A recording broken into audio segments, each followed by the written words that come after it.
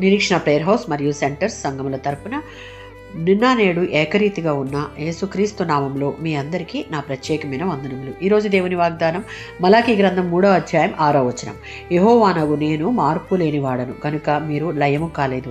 బబులోను చెర నుండి తిరిగి వచ్చిన తరువాత ఇశ్రాయేలీయులు మళ్ళీ ఆత్మీయంగా బలహీనమయ్యారు. దేవుని పట్ల నిర్లక్ష్యం, దేవునికి అపవిత్రమైన బలులు సమర్పించడం, దశమ భాగాలు ఇవ్వకపోవడం, దేవుని న్యాయాన్ని సందేహించడం, ఇలాంటి పరిస్థితుల్లో ఉన్న వారికి దేవుడు మలాకీ ప్రవక్త ద్వారా ఒక హెచ్చరికను తెలియజేస్తూ ఉన్నాడు. మిమ్మల్ని ప్రత్యేకమైన జనాంగంగా ఏర్పరచుకుని వాగ్దానం చేసిన భూమికి నడిపిస్తూ ఉన్న క్రమంలో వారికి ఏ విధమైన లోటు రాకుండా సమస్తమును సమకూర్చి పెడుతూ అనేకమైన ఆశ్చర్యకార్యాలు చేయటం ద్వారా ఆయన మహిమను కనుపరిచిన దేవుని మార్గాల నుండి వేరై ఆత్మీయంగా దౌర్భాగ్యమైన స్థితిలో ఉన్న మిమ్మల్ని ఆయన ప్రేమిస్తూ ఉన్నాడు. మారని దేవుడు కనుకనే వారు పాప కూపంలో కూరుకుపోయిన దేవుడు వారిని పూర్తిగా నాశనం చేయలేదు అని మలాకీ ప్రవక్త వారికి తెలియజేశాడు. హెబ్రీయులకు రాసిన పత్రిక 13:8. యేసుక్రీస్తు నిన్న నేడు ఏకరీతిగా ఉన్నాడు. యుగ యుగములకు ఆయన ఒకే విధంగా ఉన్నాడు.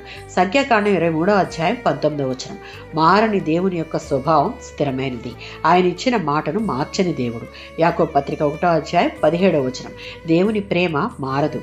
ఆయన చూపించే ప్రేమలో మార్పు ఉండదు. అన్నిటికీ మించి విలాపవాక్యములు 3వ అధ్యాయం 22-23 వచనాలలో దేవుని కృప నిత్యమైనది. దేవుని కృపను ప్రతి ఉదయం క్రొత్తగా లభించేవి.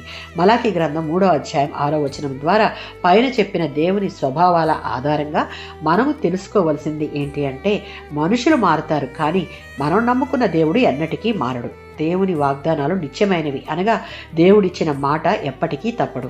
మన తప్పులున్నప్పటికీ దేవుని కృప మనలను కాపాడుతుంది అని తెలుసుకోవాలి.